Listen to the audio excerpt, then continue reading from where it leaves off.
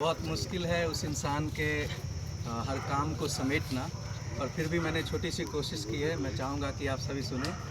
और मेरी कविता की जो कि तत्काल लिखी गई है, उस कविता का जो शीर्षक है वह है मजलूमों के मसीहा।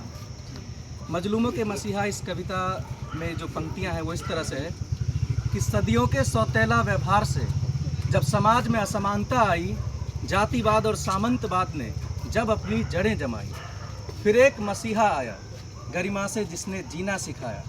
वरना बैठ जाते थे ज़मीन पर, मालिक हुजूर की रट लगाते थे। बात अगर उनकी ना माने तो खुद की फिर जान गंवाते थे। कुछ मनु के यार थे, अंग्रेज़ों के चाटुकार थे। अंग्रेज़ तो चले गए, संपत्ति पर कब्जा ये कर गए।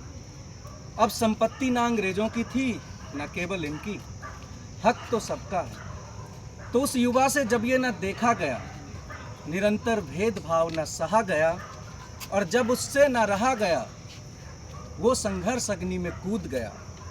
समानता और न्याय की खातिर अपने आप को भूल गया।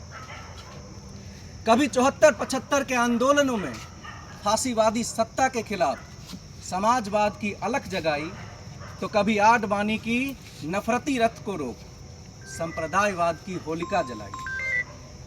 कमजोरों को जब भूख से तड़पते देखा, शिक्षा की छाया से दूर अज्ञानता के धूप में तपते देखा, फिर शिक्षा के दरवाजों को खोल दिया। सबका हक बराबर है, ये छाती ठोक कर बोल दिया।